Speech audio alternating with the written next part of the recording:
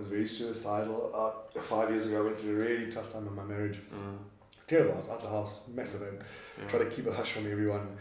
And had a friend who's a surgeon he was going through the same thing at the same time. He said to me, we had a coffee, we were so depressed one day, both of us, and he said, so the good thing about my condition is I can do anything I want in my marriage, but people still book me up. I have work. He said, but you still integrity.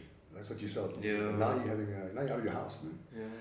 And I was driving in Brooklyn, depressed, man. I did suicide. I wanted to look for a creepy crawly thing to put on the back of the car.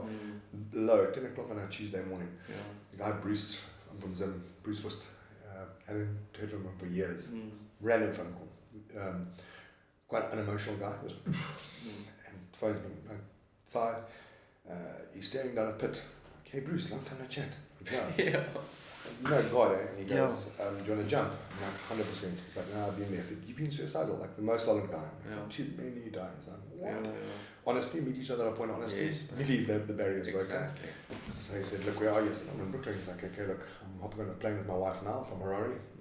Within 2 hours. Well, the man came, and I picked us up, meet him at Aroma Coffee there, Hazelwood, and he says, Si, look, I can't afford to be here, we can't afford this ticket, but what is love, man? Dude, what must I do? Send you a song when you're suicidal. You're on my heart. I don't often hear from the Lord, but when I do, I act. Here I'm sitting 2 hours later. He said, look, I've got to pick up my boys at 1:30 from school in Harare, so let's rock and roll. And he said, Si, you talk a lot, so now you're going to shut up and listen.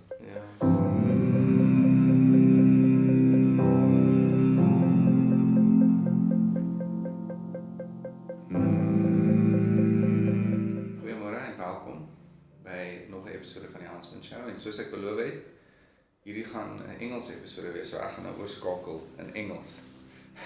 Want Simon is 'n Engelsman. Well, I'm flowing, I'm understanding you, man. But let's take it to English. So, welcome, guys. It's an honor and it's a privilege to be here with you guys this morning, and it's good to. I think you're only my third English guest on the show. Come on, man. Yeah, so that's awesome. Our third English episode. So, I know Simon from what I've seen on social media, and we became friends like a couple of months ago on Facebook. I liked what I saw, and I messaged Simon last week. Was it last week? 2 weeks ago. 2 weeks ago, yeah. And just asked him if he wanted to come and chat and share a little bit more about his story on my platform, and he has his own platform, and he's been around the block. I've seen you on a bunch of stuff, so it's lucky to have you here, man. Awesome, and man. I want to welcome you, buddy. Thank you so much. Thank you Officially, for coming. Yeah. Huntsman's Cave. Yeah. I don't know if you experience it, but always when I come and sit here and to talk, firstly there's this kind of nervousness, but not a bad nervous, you know. It's like the nervousness. Norlis Murray used to coach me, and he said, if you're not nervous before a rugby game, you're going to play like crap. Come on. Yeah? That's it. So that's the nervousness I'm getting. And when I come and sit in this chair, it's like I just get calm and ready for action, you know? What do they say? Nervousness, or is it expectation? They did a study on nerves and excitement, so on Olympians. Saw a little thing, and they said the same feeling as clammy hands, slightly increased heart rate, breathing into the cello, and they said it's the exact same feeling they get even when they know they're going to win the gold. Like Usain Bolt, they said same feeling. So it's nerves or it's excitement. Generally often the same thing, but the main thing is expectation. Yes, okay, that makes sense. Yeah. But tell us a little bit more about yourself, man. Man, what do you do? What does Simon say? It's funny in your message last year or 2 weeks ago, like I'm not really sure what you do, and you said that to me, and I'm also not too sure what I do. I grew up. I've got a crazy testimony, but it doesn't have to go there today. That is a banger. But also my whole life I've fought expectations, and I always wanted a real job, man. I always wanted a suit and a tie and a pay slip and a bank, and it's the one thing that I had a job at BMW once, trying to sell cars, was terrible at it. Yeah, man, I remember the one Not guy. a salesman. Man, not. I showed the one guy, I said to him, listen, I really think that the Audi A3, it's got a better spec. And he said, I said, I don't know if you're just a bad salesman or you're just a really good guy. Yeah. I don't know what you're doing Selling right now. BMWs This is a and bad promoting. move, bro. No offense to Vernon at BMW and Rose Art. Yeah. But yeah, man, so, and I'm still, but now it's with joy that I don't know what I'm doing. I'm being obedient. Yes.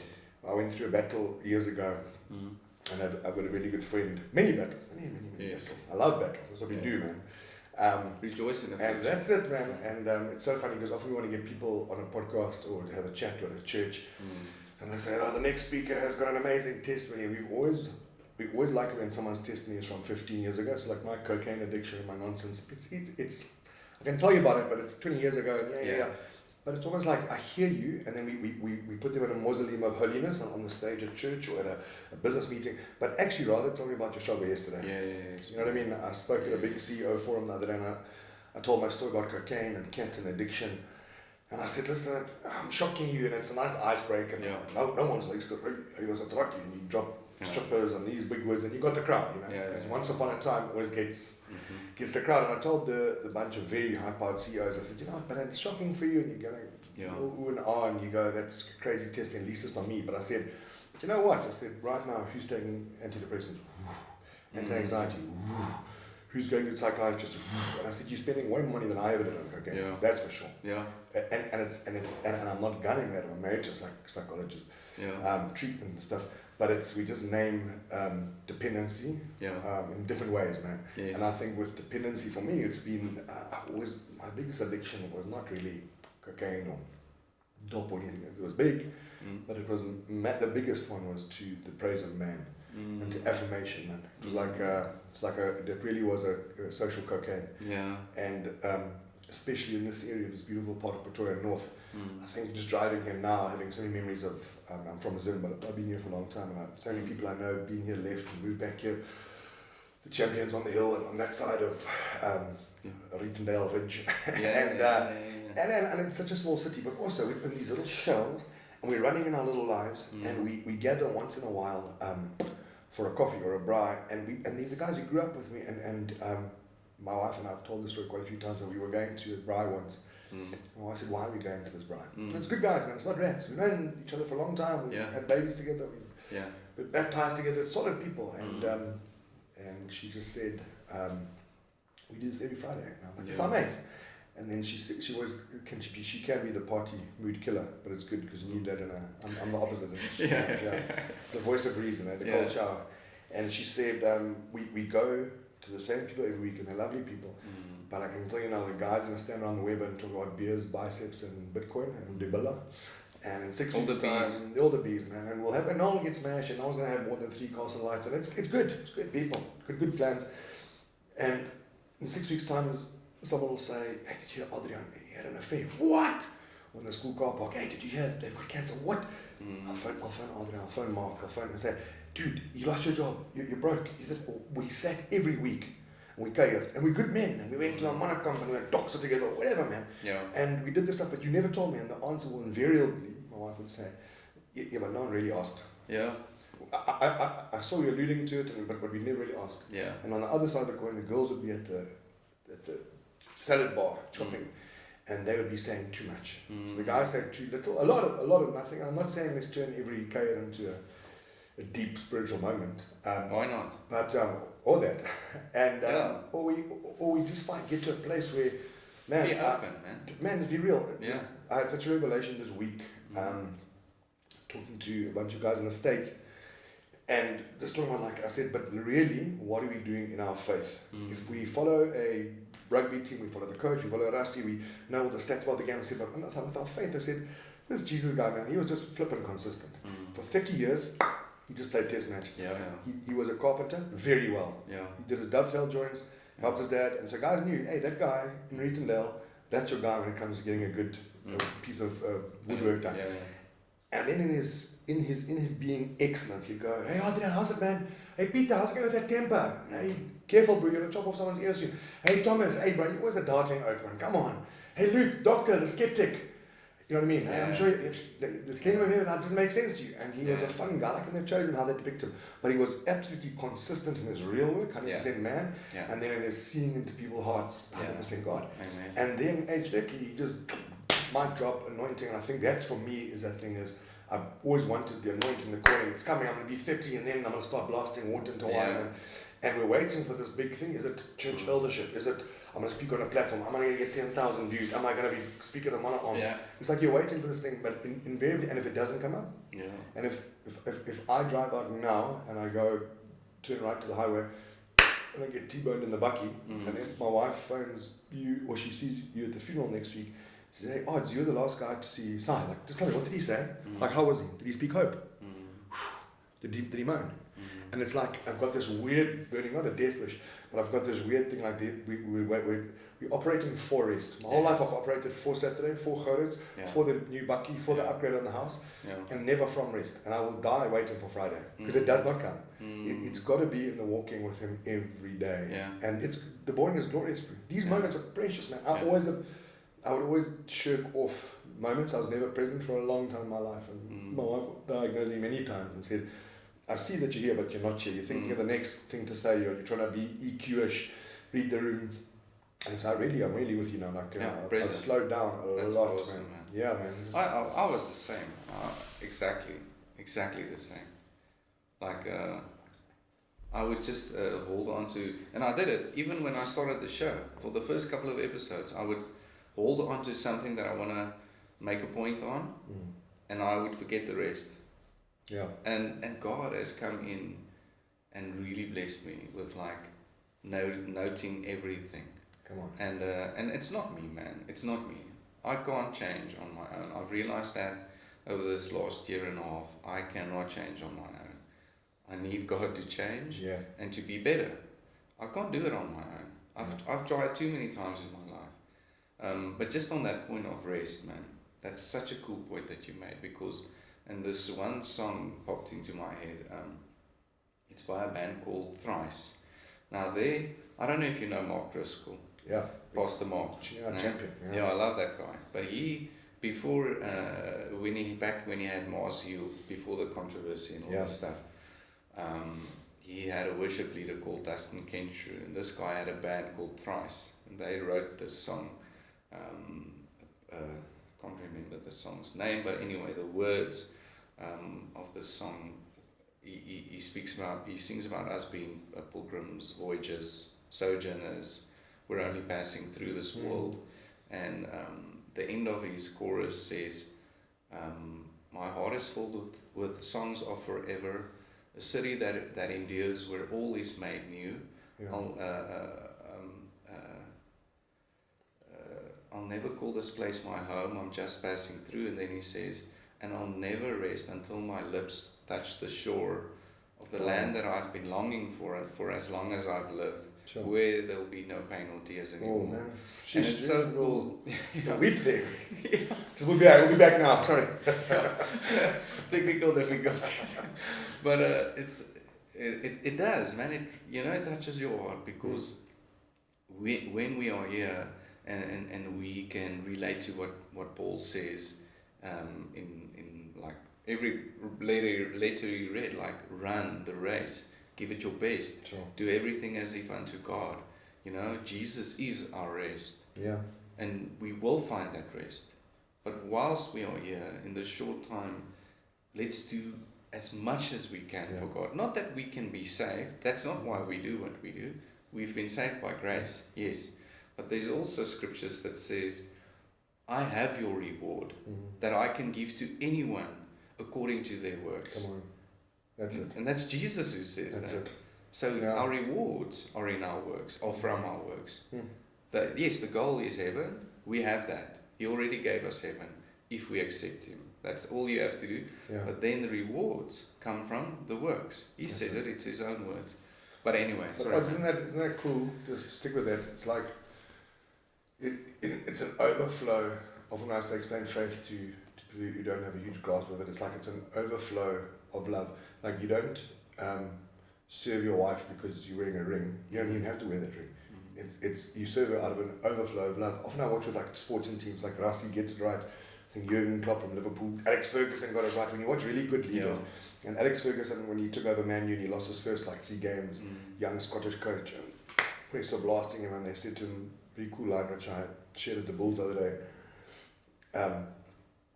and then Jake said he would take it and plagiarise it and use his own, and they said, hey, what kind of team are you building here? You lost your first 3 games. He said, listen, I'm not building a team, I'm building a club. He said, this is not, I'm not about wins and stuff. And then suddenly he said the players buy into a coach, and I love watching leadership. What does it look like at school? A leader was a A-type guy, played first team rugby, loud, very vocal, very eloquent. He had the crowd on his side. Then you leave high school and everything really changes. It's like, I sat with Peter Ford, CEO of Mergon, the other day, most quiet ninja ever, leading like a champion. As a CA, there's leadership. He feeds thousands of people. So what is leadership? And I think for me, just realizing that thing of the works, and for years before, I think I was spirit-filled works, and that's the thing that people often hate from the outside, the work, you have to work your way. But when it's an overflow of love, honestly, if I saw a guy get raised from the dead, transfiguration, I would run to work for him. And that's always my biggest thing, is it had to be either 12 psychopaths who got on horses and went to 4 ends of the earth. Cheers guys, be back probably never. I'm going to get slaughtered for this, just like that guy. You had to have seen someone rise up. If you're the only one, follow odds. To the ends of the earth, if I saw you went into a cloud, then I'd be like, right, you got my attention. And it's like we don't have that conviction, I think, of it's supernatural. Therefore, I will work tirelessly. And I think I've lived way too long under that pressure of, here's the box ticking for the kingdom, and it's going to have to just quit the brandy and quit the fun and quit the joy and be dull and consistent. And I've just realized, but if you it's like with exercise, you tell people you're going to have to do this, but don't do it like, I'm not pursuing McDonald's. It's pursue the 6-pack. Pursue the feeling of a low blood pressure. Pursue running with your child on a beach. Don't worry about saying no to the bite of a crispy chicken burger. It's like, what is the reward of that? The reward is good. The reward is relationship. Exactly. So I'm having a revolution in just faith and in relationships in the past 2 years now. And I'm loving it. I'm like a kid again. Like I said, start the first question. I don't know what I do, but it's refreshing. Okay, so it took us 15 minutes to get no answer. I love it. No, man, but that's the beauty of a relationship with God, And when we just met, literally officially met 10 minutes ago. And when you asked me what do, I the same thing ran through my head, I don't really know what I'm doing, man. That's the thing. I'm just kind of, God put this thing in front of me, and I'm just trying to use the 10 talents that He gave me and multiply it. Come on, man. And that's the beauty of relationship with God. If we seek His kingdom first, He will provide everything else that we need. And it's tough sometimes. That's the thing about Christianity and about being a Christian. I mean, if you are on planet Earth, you've probably seen what happened at the Olympics opening, and how the people are, raging about the Last Supper rendition or whatever they did. But still, Christianity is being attacked, and Christians don't have it easier. In fact, we have it harder. For sure. But that conviction to do what we do is, again, it's not from our own power. Romans 6 says that the Spirit poured the love of God out into our hearts. Come on. And that's where we operate from. That's it. Also with miracles, we have the Holy Spirit.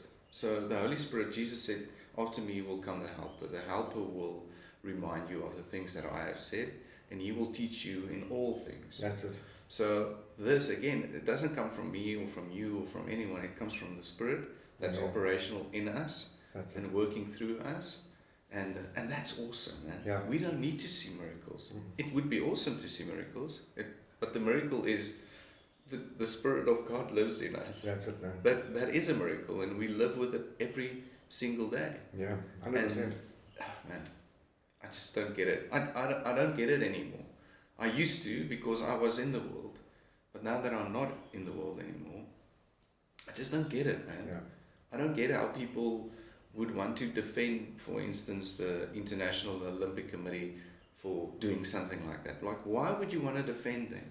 It's clear. If you have any, to me, and I'm sorry that I'm sticking to this, but this is relevant now. Okay. It's clear to me, I don't need to do research about it. I can just see what's going on there and see that it's not pure. It's not holy. It's not what Paul speaks about in Philippians 4 verse 8. He speaks about, he says, everything holy, good, praiseworthy, godly. Cling to those things. That nothing that was done there was anything that Paul mentioned. Like, why are we trying to defend this as Christians? Why are we saying it's just art, you know? A golden calf is just art. It's like Moses coming down from Mount Sinai and they built this golden calf and they say it's just art. You know? It's just art. But anyway. I had a debate, but it's pertinent, relevant, with someone last night. I don't often get into social media boxing, but I did with this person, a few people. So I just copy-pasted my message on a few, the same thing. It's art and learn your history, like anyone really knows that. Everyone copy-pasted their 5,000 things of what Greek festival it comes from. I said, I was telling my wife, remember, it's two different worlds. The spiritual, we're enlightened, they're not. So we don't realize how we think it's like everyone's got the Spirit of God inside of you, and they're a bit misled there in France. They're a bit misled. It's a totally different spirit. It's their heart is so dark. You know what I mean? They're not beyond saving, but it's like another language what they're saying. And so I was wanting to respond to someone who was just, get over it, Christians, and no. And I said, listen, man, lady, I'm not going to come and say, but it's written in Revelation. They don't care. They don't understand that. They don't believe it. So for me to say it, I'm simply more of a moron. Yeah. So the first thing I said, look, how will you know them? You'll know them by their love. I'm not here to box with you. So I'm going to go in the opposite spirit. So put down your guns. Peter, stop chopping off the ear. And then I said, so I'm going to answer you I have a mind of Christ as well. I have a logical mind. And I said, so you're defending the fact that it's Bacchus, the god of alcohol, and it's Greek orgies, and that's what the Greeks did. And I said, okay, so let's start for it.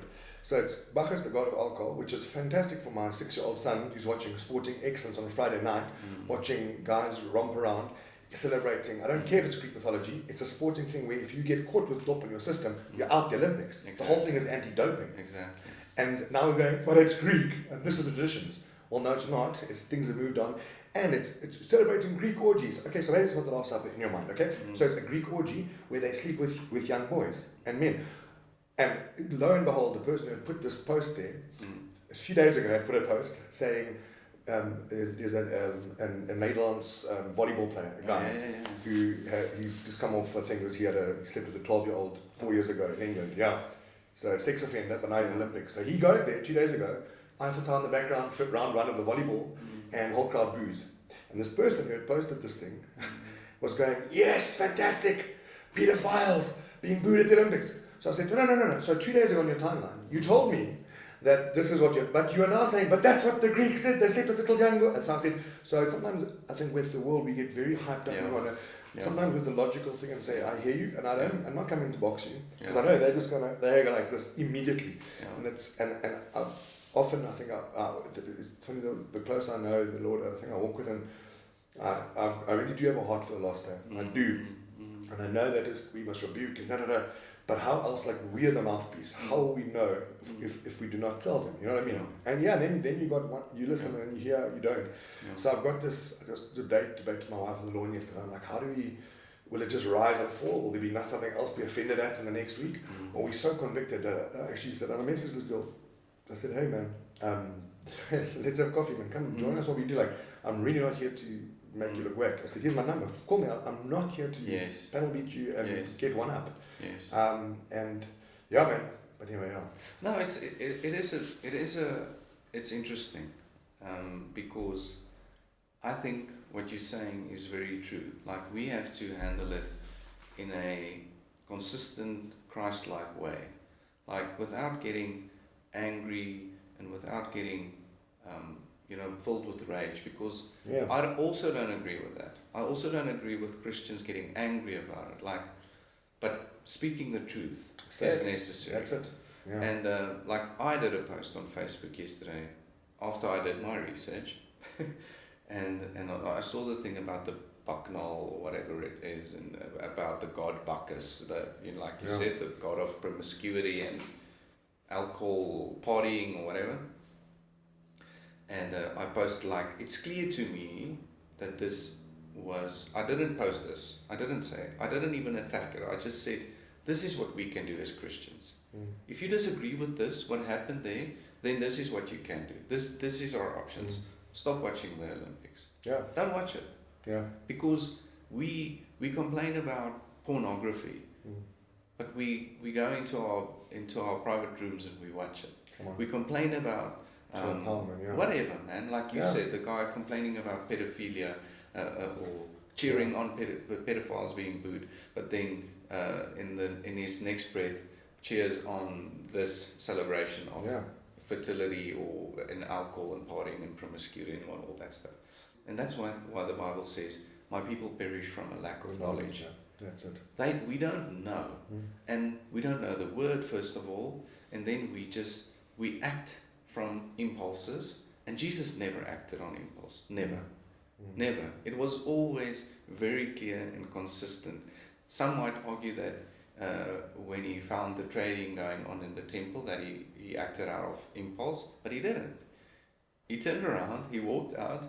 How long did it take him to weave a whip? Hey, good point, man. Yeah. How long did it take? The Bible says he went and he weaved a whip. And we need feminists, man. We need. Yeah. And so he went and actually cooled down. He came with authority, yeah. And he came with authority, but he still had a whip. Yeah. Right? Yeah. That's so true, man. He thought about what he was going to do. That's it. It wasn't an impulse. He knew exactly what he was going to do. And that's what I think, like yesterday, and I posted this thing like this is what we need to be as Christians, like all the key points of Christianity, love people, all that stuff, but obviously noting that loving people isn't always agreeing with them, because I see so many Christians like, we should love these people and not judge them. I'm not judging them, but I'm not agreeing with what they're doing. Understand? Like 100%. How can you? That's not love. Like Jesus didn't go to Zachariah and tell was it Zachariah? Who was the small guy? What's it? Yeah, Zacchaeus. Zacchaeus. Yeah. In English. Sorry, I'm trying to translate while I'm speaking, but he didn't go and tell Zacchaeus like, I agree with what you're doing, but stop doing it. He said, what you're doing is wrong. Call it out. You need to be better. At least you name it, huh? Exactly. So we need to do that. We need to give people the truth in love, but the truth doesn't come without love. 100%. If I don't love you, I'd lie to you. Ne? Yeah. If I love you, I'll tell you the truth. Truth, man, yeah. I think that's the thing, is like love has boundaries. And we someone asked me to do a wedding the other day, non-believers, and I said, just why do you want to do a Christian wedding then? No, it's only and stuff. I said, no, but the real meaning is why? And they're like, no, it's because it's got gravity to it. And I said, because you don't have to do it. You can just live together. Yeah. Why do you fall under what is our precepts? And so we had a good chat about it, and then I said, well, it comes under this, that like, you like it because love has boundaries. Love has to have boundaries. Free love is the biggest load of nonsense ever. Free love. What then? Why be made? Why wear a wedding? Why do anything? Because love has to. My young son, if I don't love him, do what you want. I often use this example to my boys in the car. You're being mean, Daddy. I said, if I don't love you, go play on the road. No, love you, go. Anything your heart desires. And I think a lack of knowledge, and I think I've learned that as well, is that there's just these new boundaries of what is this thing we're doing, and man, just of late, man, just perspective, hey? The word perspective. It sounds like such a corny sort of word that we've heard so many times, but I think in so many parts of my life I'm revisiting words, especially spiritual words. I think we know the Bible too well. We've heard it since grade 1. And then it's like a guy said the other day, just called me out, man, like 3 years ago. He said, I think you know the Bible way too well, and it just rolls off your tongue. And he said, you find the surgeons, they just get a bit lazy because they know how to operate an appendix so well. So then you know, and he said to me, Simon, tough friend, really tough guy, which I love, harsh. And he said, I think you think that faith is, because I said, no, it's the evidence of things unseen. He said, I hear what you're saying. He said, but really, what does it mean? He said, I think you think that it's, if you pray really hard and you're really good and you don't watch porn for 3 weeks and you don't shout at someone, you don't lose your temper at the taxi, and you don't have a dodgy thought when Eskom cuts again and you go, die land. If you do that for 3 weeks and you listen to Hillsong in the car on the way back and you really worship hard at church and maybe some people saw you and then you can really come before the throne and say, Lord, please pay the bond. And he said, and I said, yo, actually, that is almost actually where I am. Yeah. And he said, yeah, you know, that is something that's called magic. Yeah. So that's Harry Potter. If I'm a really good boy, my dad's going to pay the school fees. I've never had to ask my dad for school fees. My boys will never ask me to say, Dad, you paid if we really tidy up the lounge, water and lights? Yes, no? Well, can we go to the Scheepers on holiday? By default of them being sons in the house, there's a gift. Yes, there's rewards for boys who behave well, obviously. But I know their ID number, I have their surname, I share their DNA. And it's that thing of sonship. And then when I know my son, then I wanna walk in it. And yeah, man. So this guy said to me, he said, okay. So I said, well, geez, man, Jay, if that's not faith, what I've been doing, then what is it then? Whew, it was like and because he took a perspective and said, well, what you're doing, Simon, is this. I'm like, and that's what true friendship is. Like, he's like, yes, you are so. It's like, I see you doing that. And I didn't like what he said, but I knew it was true because it offended me. Here's the mic drop moment: is obedience. Yeah. Because it's when we've all got faith on Sunday after quite a good message, eh? Yeah. Or when you've had a good run, someone paid you. Ding, ding, ding, ding, in the inbox. Oh, thank you, Lord. I've got faith. I can praise you. I'll tell about my blessing. My wife just got healed of cancer. I've got faith. That's easy. But like when people come to me in practical terms and say, hey, Simon, listen, I want to lose 5 kgs for December. I'm like, okay, well, and I've got faith to lose weight. I'm like, okay, you don't need faith. What I need you to do is to drive straight past McDonald's. Today. Don't pull in. You don't have to have faith to go to the gym. Just go. You know, but I won't see anything. No, I won't see change tomorrow. I know you won't. But somewhere after 7, 8, 9 weeks, hey Simon, I'm struggling with porn. Cut your Wi-Fi. Yeah. I've got faith. Right? Well, yeah. The guy said to me a while ago, hey man, I got my brother's 40th. Oh no, he said to me, hey Simon, we're a pretty successful CEO, and he said, please walk a path with me. I've really got faith to give up boozing. It's a problem. Can you walk this path of faith with me? And I said, like, well, I don't know what that means. You must be able to message me when you're at the parties, and I must make you feel guilty. I said, I can't do that. Yeah. Like, it must be an inherent thing. Yeah. And so I said to him, I'll start with this though. I said, like, when's the next birthday? My brother's 40th at Sable Hills on the weekend. I said, just don't go. Yeah. I said, just start with that. No, but I said, you know, and I think so often I found that like we're waiting as men for good podcasts, for good content, for Jordan Peterson, for a pass, for Driscoll, men who let us down anyway. And we want to have this huge sort of army that we're going on. And I realized of late, it's just like accountability is pursued. Yeah. Like the doctors never chased me and said, hey, come check out that root canal. Hey, how's that ankle, son? A surgeon will never chase. The financial advisor never chases me unless they're selling you a dodgy product. But in general, the professionals don't chase you. You've got to make an appointment. You've got a book. You have to pursue your wife. There's a pursuing of accountability. There's a pursuing of true romance. Yeah. And it's there for us, especially in our beautiful city where we actually have freedom of faith and such strong men. Yeah. We're so scattered though, and there's not times like this where guys are saying, hey, this is just men being real, but we've got to pursue it with an intentionality. Yeah. Otherwise, we'll shoot the breeze all day, and at the end, hey, you mentioned something about your marriage. Okay, no. So, intentionality for me, I've been very unintentional a lot of my life. A lot of giftings and a lot of wasting of it because of lack of intentionality. I'm being called to order of late just to really just use what I've got in my hands, which is a lot, and not look to left or right, not look to who's buying a second home or anything, and it's so freeing, man. We're shirking stuff at our house, man. We said yesterday on the lawn, I said, why don't we just get a small house? I said, why we don't have a mansion, but I mean, I said, but what is, and it's that thing when you start purging, when you start like chucking out old crappy plastic toys, it gets addictive. Yeah. And what are we doing? Live light, man. Live light, travel easy, move for freedom of movement. Just get, and where the world is going, take, get, and then when the blade drops, it's heavy. So I told my wife, I said, yes, man, I want to go low, and it only happened since we stopped comparison. Yeah. Don't betray, it's a disease, man. Comparison, quiet comparison, social media. It's envy. Massively. And so since we've just withdrawn ourselves out of the race, it's so freeing, man. Like, man, I'll celebrate in our lack of bucks. I love it, man. It's the best thing we've ever done. I told my wife the other day, I said, we used to have a lot of bucks, and we went through seasons like all of us. Yeah. And then it was a huge thing to get it back, so we worked hard, and it seems noble and really spiritual. And then we just started checking our home started to crumble because of pursuing. Yeah. And that same tough friend of mine, Jay, he one day said to me, he called me out and he said, you used to be drug, sex and alcohol on the throne of your life, and now it's the Lord, now it's noble. That's awesome. Like I said, I don't need to talk about the past and that stuff, like we can, but I want to be here, man. And he said, you've replaced drug, sex, alcohol and rock and roll with that hierarchy of needs. You replaced it with good intentions.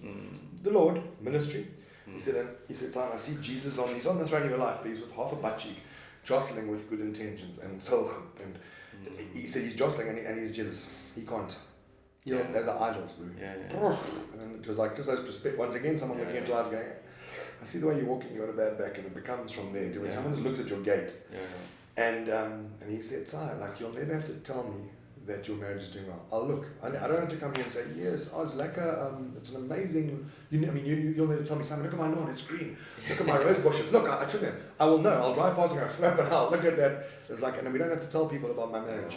Like, people will say what you, like, I can see you watering your wife. Like, she's blossoming. Guy said at our wedding, Simon, the pastor, Colin said, I'll never have to ask you how your marriage is. I'll just check your wife, bro. That's why the Lord gave you. They're like an old metronome. We just read that, check on how you're treating them. They wear it on their sleeve. And we went through such a time of me pursuing godly things, which were ungodly, because it was based on me and my performance, and am I affecting people, and am I convincing you? Like I said, that thing with Olympics, that girl yesterday on social media, am I convincing you that, I became such a spokesman for God. And what's the thing with the truth? It's like a lion. Just let it free, and the lion will do what a lion does. But just give it space for truth. But it has to come on the back of me operating from rest. I love that, man. And I've been so anxious my whole life and stressed, looking cool, but telling people about the peace that passes all understanding, but still breathing. Peace like a river. But the world they can see through that thing, man. It's the spirit. Exactly. So man, I'm really in a season of really trying to find rest, man. And if more stuff gets taken, it's okay, man. I'm free with it. That's beautiful, dude.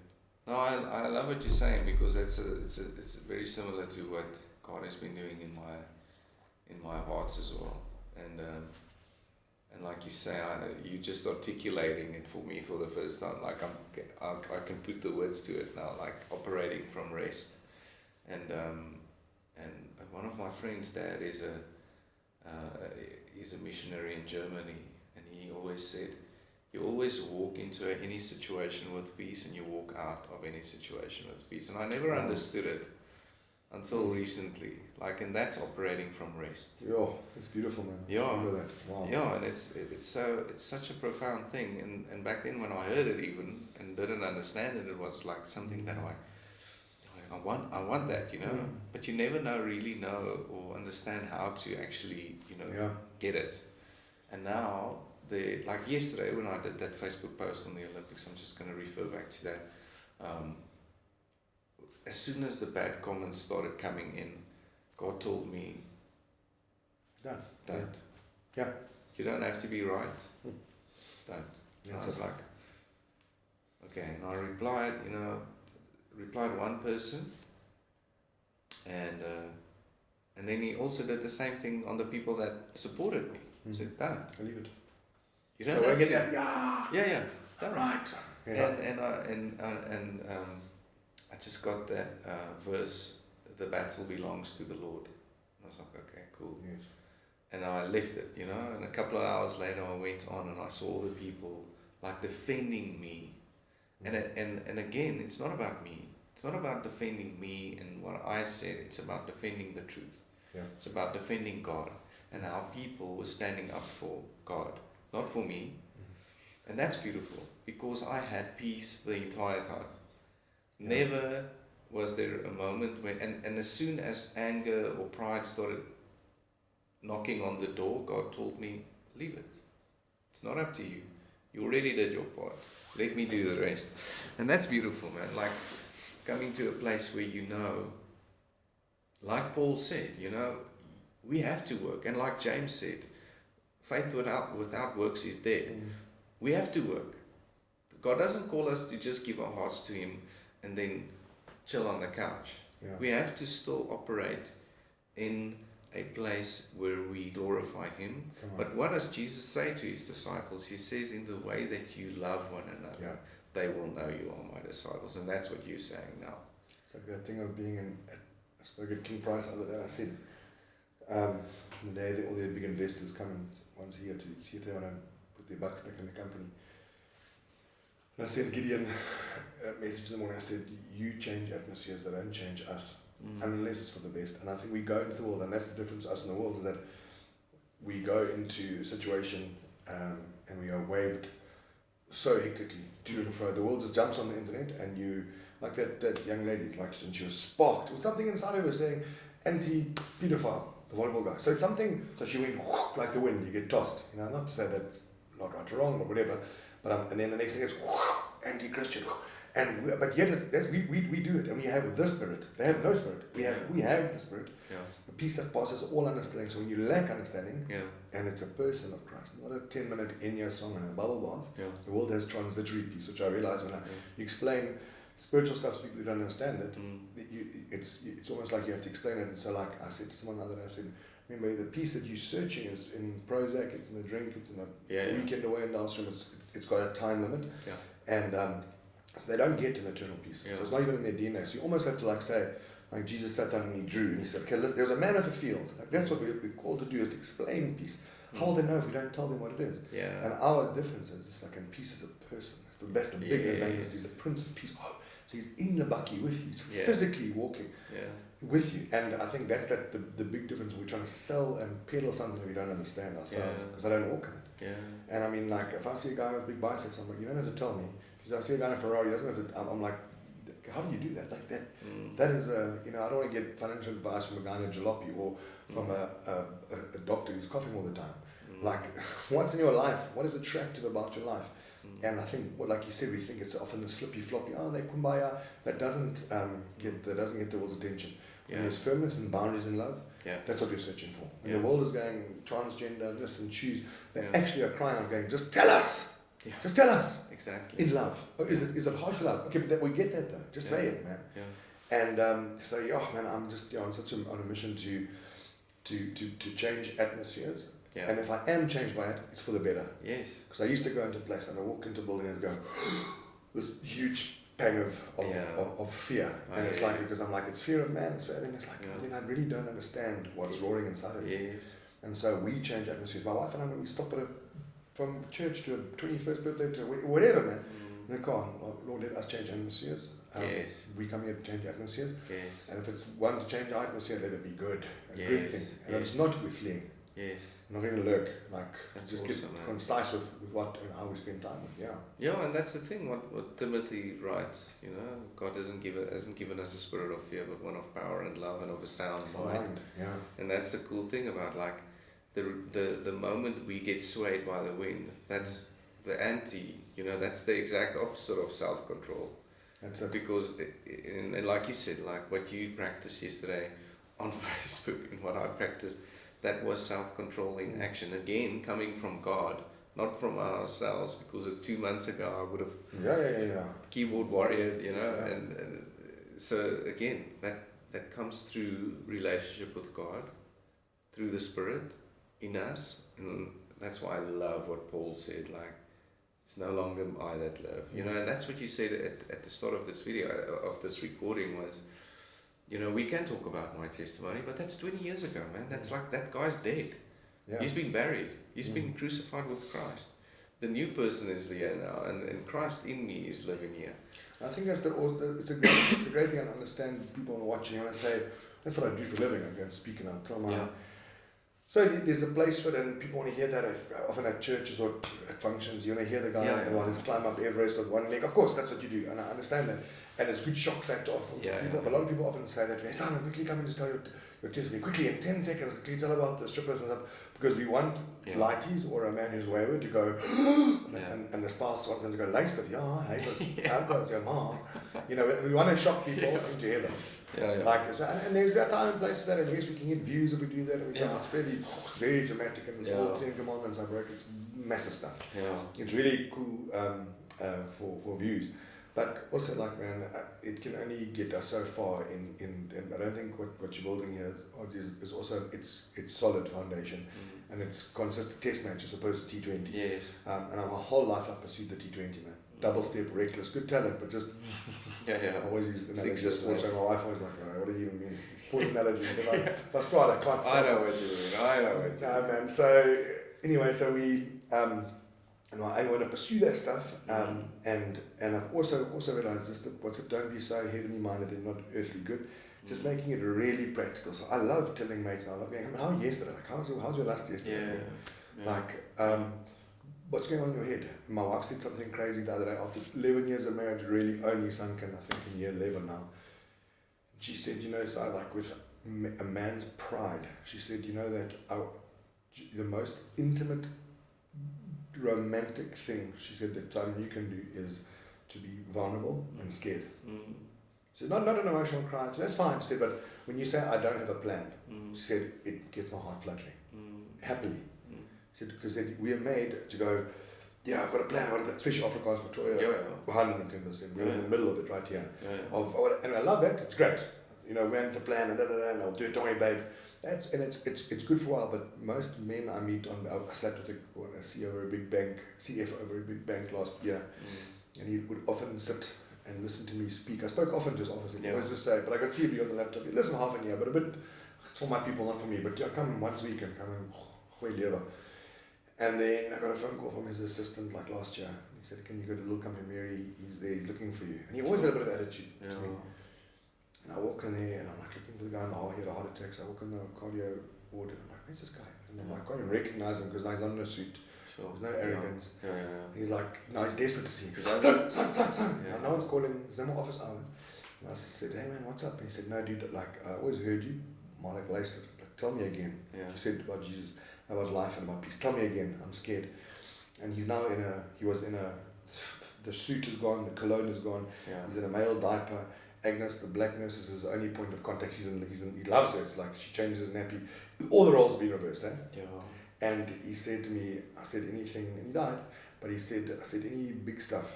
Give me a bombshell. Apart from telling me about Jesus again, because I'm now paralyzed here. And he said, Simon, there's no Rolex in the ICU. He said, no one cares.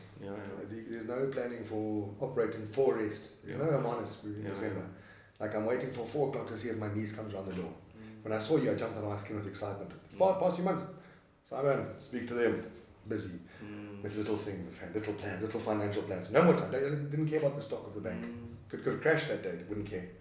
And is it well with my soul? And who's coming around the corner? What relationship. What if who's coming around the corner? Agnes the nurse. Jesus, on peace, Simon, tell me again. And then is my niece going to come around and visiting? I was waiting. Simplistic. And we all act like that's not going to happen. It's going to happen. You know, we're so dumb. And so back to my thing of like a man with a plan, we all strive for that. And my wife sits out, and I said, maybe it gets other girls hot sticking. Yeah, we want to provide. Of course. It's nothing like that. But mainly, she said, when you say, hey, there is 15 debit orders, and babes, I'm scared. But God. Like she said, but that's okay, and you can let's park it there. We'll eat rice and sunny side together. She said, I'm not going anywhere, man. I'm not going anywhere. It was this beautiful freeing time, like it's non-performance based. You know, and like just be a son in the house. I said to someone the other day, I said, Prince William doesn't wake up in the morning and have to force a top hat on and his coattails and have a corgi and drive a Rolls Royce and go, oh, now I feel like a prince. He wakes up, he can have a zit, morning breath, he can wear underpants, and he knows, he walks, he's got royal blood running through his veins. He doesn't have to tell him, he knows it. And on his worst day, and it's like a thing of, I know they do it not to flog it to death, but identity. It's like, but we really don't get it. I don't, and I'm figuring it out every day more and more, just being a son in the house. Some guys get it beautifully, and I watch Christian, I'm like, yo, there's just a rest on that guy who gets it. So I'm really trying to just find that we've used it so much, the father heart and father, and I get it, but I think I need to hear it. I know it too well. Identity, your calling. That's what I speak about, man. And I still don't get it sometimes, and I'm really just relearning it, and I'm really finding it in the boring, in the slow. You know what I mean? In lockdown, we sat on the lawn. We had 2 kids at the time, and we were sitting there, and it's like 3 o'clock on a even a small kids on a Sunday, and you actually start clock watching. You're like, is it too early to put them in the bath? You know, you're just screaming is just too much. You're sick and tired.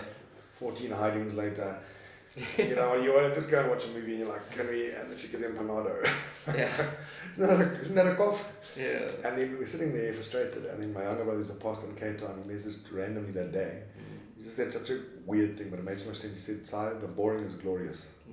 The boring is glorious. And his reference was this. He said, like now you might be going through a tough time, or the weekend you're sick with your daughter, and someone said, you take a photo. And it was a crappy time where you just had a fight or whatever. And then in 3 days' time, you'll be sitting here and your wife is going to go do a floral thing. And she sends that same photo to you, and you go, oh, you used to do, ek verlang na jou, man. It was a lovely weekend. What? And we romanticize that because actually that was the boring was the glorious. Yeah. So we're in the boring all the time. Yeah. There is no huge, like when I was at the Bulls for the URC final, and in a heartbeat Loftus is quiet, they lost. Yeah. The plans it's all changed. It's on its head. Yeah. You know, the beer stands are standing empty. Yeah. Castle's paid 1.5 million for outside DJs, dead. No one's on the field. People have gone home. Yeah. And we're waiting for this like manufactured thing. If I do this, and then it's my glorious thing. It's never gonna come out. Yeah. Which I love that, and I love because the world answer is if what do you do? Are you successful? And I hate that. What do you do? You ask it, but like, it's man, I don't have a cool title. I don't have a cool thing. I always wanted that CA type guy, and it's not me. So then the Lord knows I give to him. So what is it that we offer that's different to the world? Yeah. And you and I are the same businessman, and it's beautiful, and the world is dying for it. Yeah. And when I first started doing public speaking up in Marnu, was about 3-4 years ago. I said, I said, can I shadow you? You're a great speaker to corporate culture. And he said, you can shadow me. He said, but just do you, man. I can't panel beat much. You learn it. Yeah. There's certain things. And he watched me speak once, and it was just terrible. And he said, you're just trying. He said, I know what you're trying to do. He said, but he said, look, you're not American. You have a cool accent. Yeah. We have a blood accent. We are South Africans, so we don't. But luckily we're not. But then don't try to compete with Dr. Phil and Tony Robbins. He said, luckily don't compete with him. Be you. Yeah. And he said, remember Sai once you told me about your sin and stuff and your marriage? He said, do that. Just be real. You don't have cool one-liners. Just be real. And I did a massive symposium a week afterwards. He got me the gig, and I had a half an hour to speak, an hour and a half later, man, like absolute atheist corporate thing. I saw weeping, just like broken. And all I did was just crucify myself. Yeah. But God. Yes. I suck. My marriage as of yesterday sucks. But God. Yeah. Name it, you know. Yeah. And otherwise it's a gossip fest. Life sucks around the brine. Okay, I'm here with you in this. You know, I always think, when I watch public speaking very carefully, like at church yesterday, the guy speaking, you can feel the energy's lacking a bit. Well, it could be in a board meeting anywhere. Yeah. And then they're there, and then suddenly the pastor goes, so yesterday by the rugby, or we were on the beach, and then everyone goes, relatable time. I've been to that beach. I've been to Loftus. He watches the rugby, or I had a fight with my wife, even better. Like, wait, and he's real. Wow, okay. Because we love to speak from Afrikaans, business speakers, we love to speak from a pulpit. Like speak down it, and we actually like to receive it as the public, like, Bloomie, Slide mate, and you holy, and then that's something fall, because we put them on the billboard. When they fall, scandal! And then as soon as there's a reality, I watch the whole church, everyone goes, zoop, and then now you can see, because that's what Jesus did. There once was a man of the field. Yeah. And they go, got you, man. Yeah, he makes it relatable, and I had my last guest, Willem, came and sat here, and we had this massive plan. Now, Willem is, I don't know if you know Willem, Willem Engelbrecht, he's Joe Black's brother. Yeah, be that guy. Yeah. And anyway, we had this massive plan, man. We were going to speak about drugs, drug problem in the north, and we were going to speak about fatherlessness and all this stuff. We had this big plan, man, and he came and sat here, and he's like, dude, I have nothing. And I'm like, me neither. And that's the best thing that could have happened, because God just took the conversation and it blessed so many people. It's not a massive video. It got like between 400 and 500 views, but the return we got from the people, the feedback, because there was nothing. That's it. There was the plan was taken away, and that's exactly what you're saying is, what do you do when it doesn't go according to plan? Then you have to operate from a place where God is in control. And the thing with this show is, like with Huntsman, what we want to do is we want to encourage men to be men. Like we can't teach them how to be men, but we know where the answers are. I don't have all the answers. But the cool thing about this journey is God is actually sort of what you're saying is, I want to go on this adventure of becoming a man, but before I can do that, I have to learn how to be a son. Come on. And that's what God is teaching me. Like, do you really trust me? Yeah. Do you really believe that I can sort out your bills? Do you really believe that I can sort out the people that's continually phoning you for the money you owe them? Do you really believe that I can sort out your pornography addiction? Do you really believe that I can sort out your gaming addiction or your alcohol addiction or your whatever, man? Fill in the blank. Do you really believe that I can do that for you? And that's what becoming a son is. Like stepping under the authority of God and really trusting Him to sort you out and to provide for you and be the God that the Bible says He is. You know, the God that sees, the God that provides, the God that heals, the God that hears. You know, the God the warrior, God the Father. You know, everything. Do we believe that stuff? I think, to go on further, I don't think we can believe it. I don't think we know it. I was in a very, very boring church meeting a while ago. Midweek thing. There was I couldn't even doze off because it was like this 5 guys. Great guy, Baptist guy preaching lekker theology. After an hour I was struggling. And like, you know, like just at high school, like just before lunchtime, and you had like some psalmies and that carb tiredness hits you. Listening to some English literature part. So I'm there and I'm like, God, I want to be here, but I really my intention is over. So I said, please let this guy just give me one nugget, and I want to take a nugget. The next thing is just said, I don't believe that we've been praying. Most of us in this room, we all know the Lord well, but I don't believe we've actually been praying our whole lives properly. So anyway, random thing going on, I started thinking about it, and then on the way home, man, the Holy Spirit just panel beated it.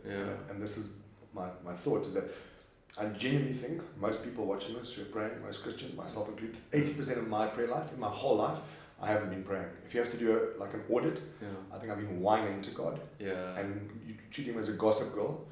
So I'm going, Father God, I'm going to this meeting right now, and so it's so hectic, the bills are coming in. I think, and actually what I'm doing is I'm talking to a guy going, you son, I don't know, no, we'll be fine, just come on, psych up, and I quote some random stuff that I don't really know, scriptures, and I play some few Stephen Furtick with a nice beat, and no, it's almost like I'm doing this weird hardcore, but I'm still a little boy inside.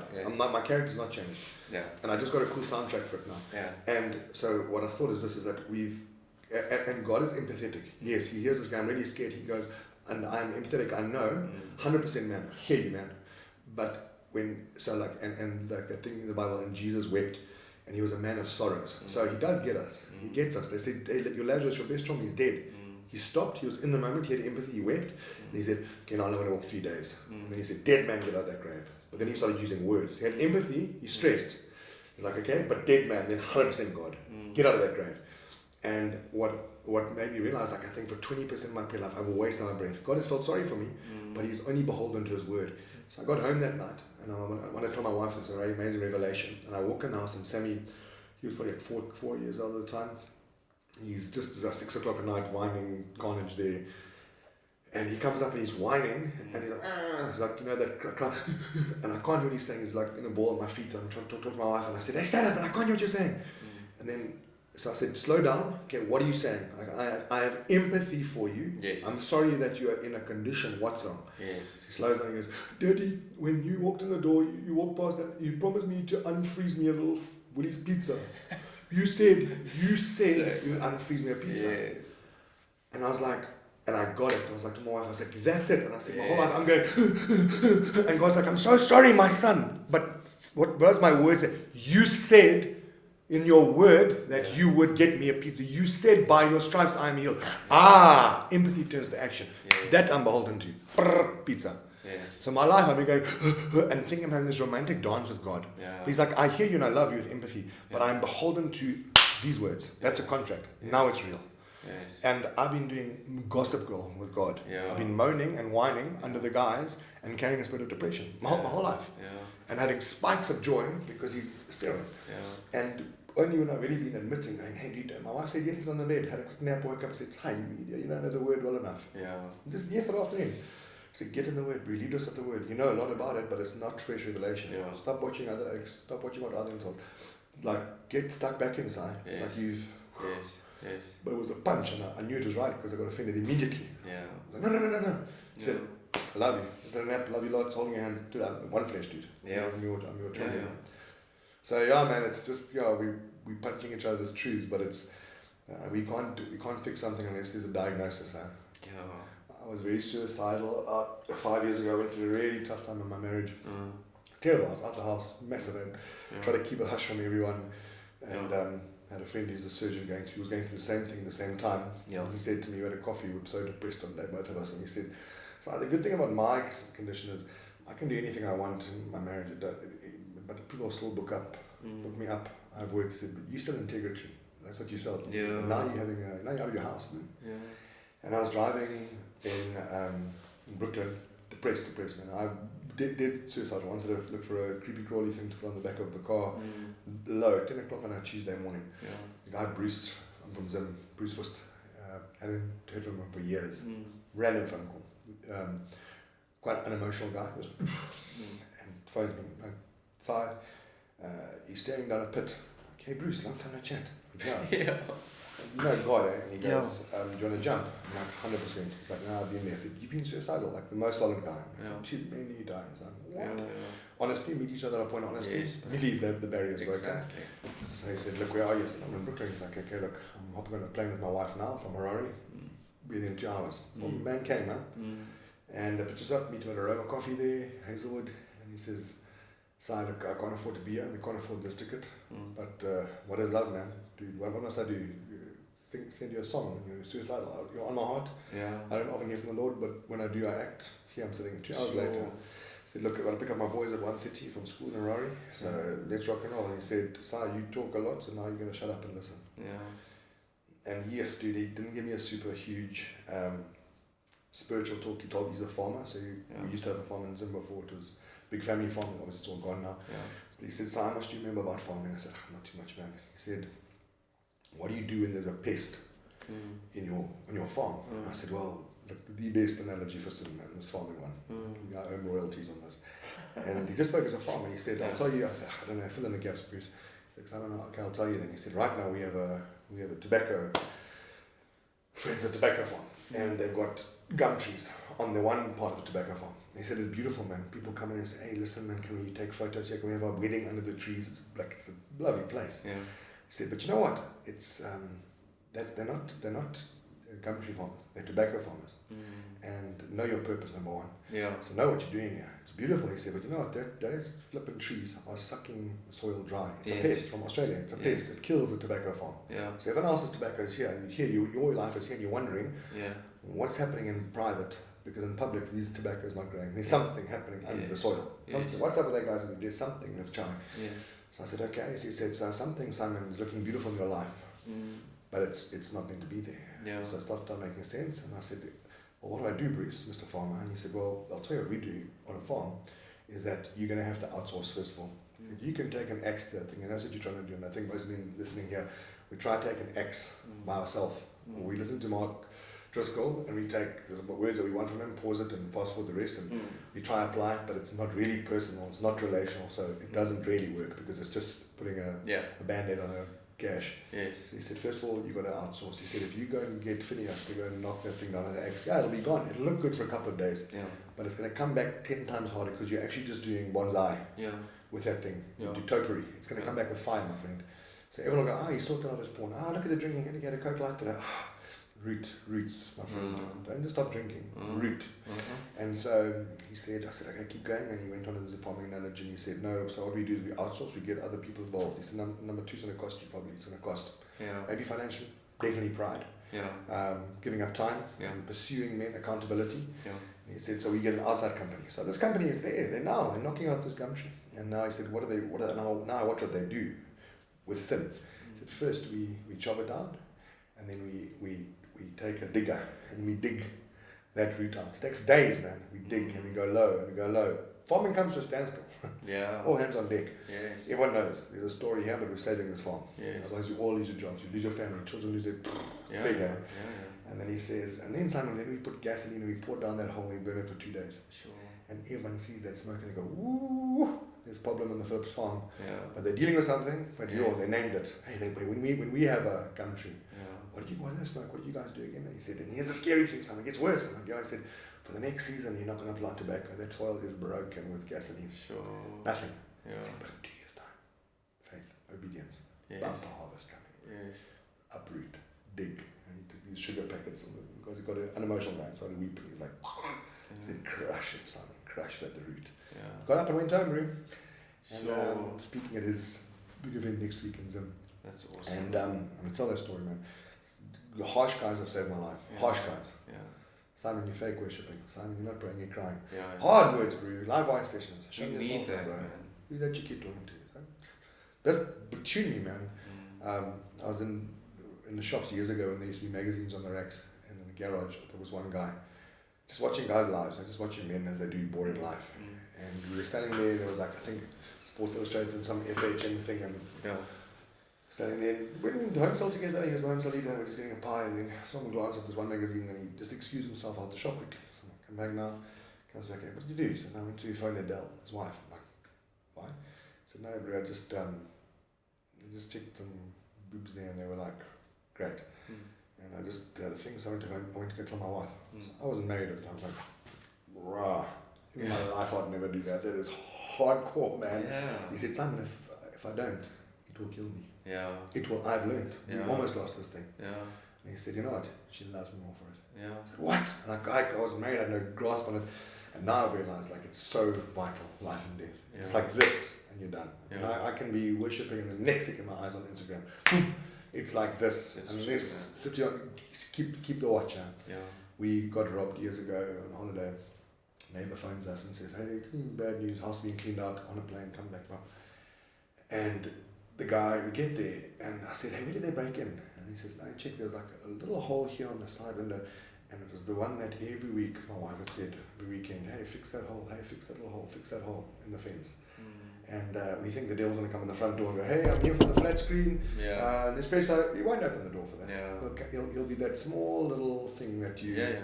That he's coming for the small gaps, the ones that you thought that but you know you haven't dealt with. Yeah.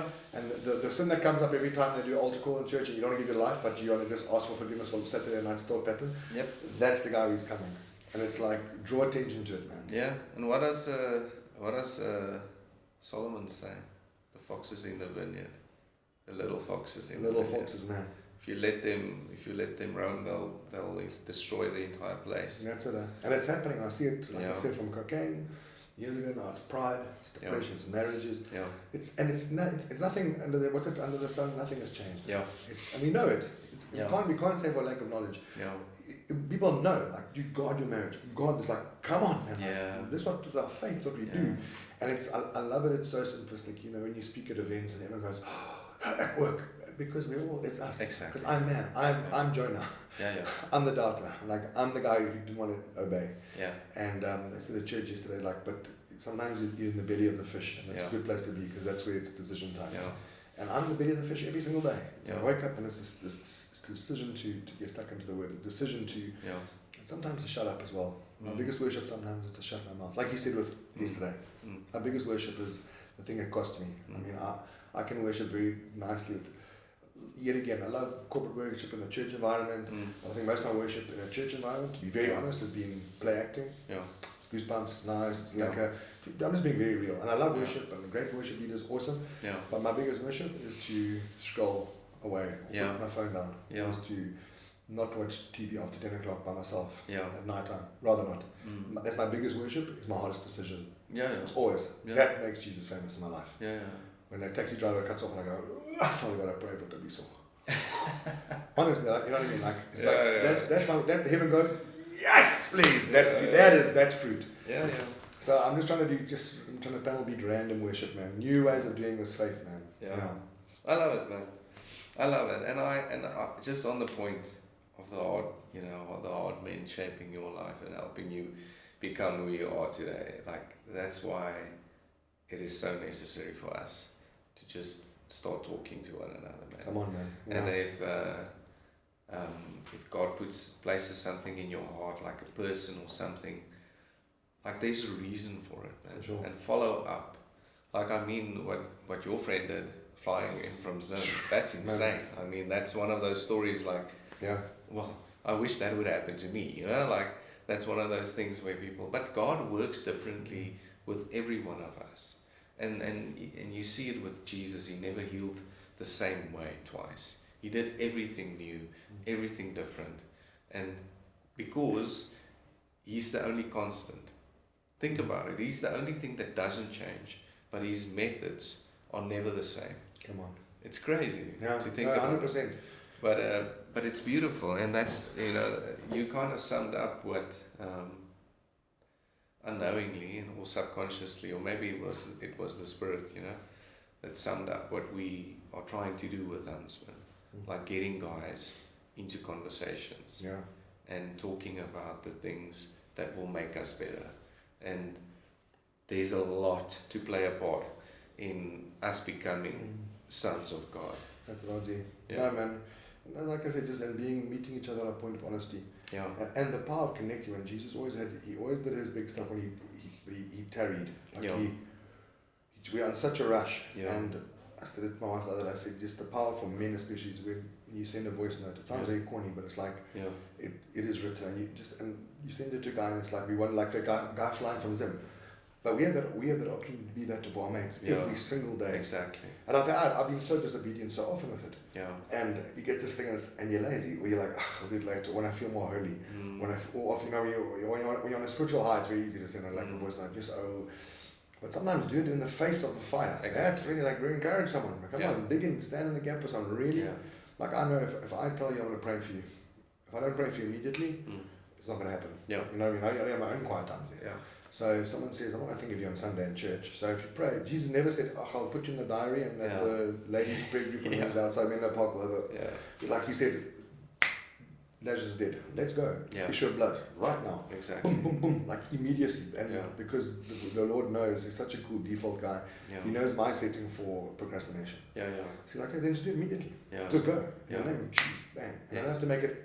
I've cut down on eloquent prayers as well. Yeah. People often want you to come pray for us, Simon. Do the tafel gebed. Do you really want me to do the tafel gebed, or do you want to hear nice words? Yeah. Do you want to get a nice explanation of Jesus? I'm not going to do that anymore. Yeah. If you want me to explain, I'm not going to do it in a prayer form. Yeah. A bit more. What? Bro, you can utter 3 words and we can bring this place down. Exactly. And I think I'm on a mission for myself first. I'm not judging anyone. But really panel beat, especially in Victoria, what we know about church and our faith. Because I don't think we know enough at all. We know about church structure, we know about all the implementation and who we are after, our target market and that. It's great stuff. All the programs in the world. But when Jesus comes to the sky right now, right on a white horse, I'm not going to say, here's my schedule and here's my programs for the youth and stuff. It's like, if he's real and he's pumping, he spread like a virus. Yeah. The people went, and it starts with us and living manliness now. That's it. So man, on the same page. Cool. Dude, thank you. Thank you for coming. Pleasure. Thank you for chatting. No, it was a good chat, and there's a lot to take out of this conversation. I think, like, without us forcing this in a direction, it went in a lack of direction for me, and it was again something that we didn't plan, and that's beautiful, Conversations, man. Exactly. So thank you, man. Appreciate it. Pleasure. And keep in touch. Yeah, for sure. Check out Simon, guys. If you need a motivational or public speaker or whatever, personal trainer maybe. Train your spirit. Thanks, man. But I really, really do appreciate it, man. I have to go and pick up kids now. No, same, bro. Your belly when you use that thing in the back of your head. I said to someone yesterday at church, I said, you've been married for a while when the wife just sends, and I'm in church, but she's outside of the kids and there's chaos, and I just get question marks.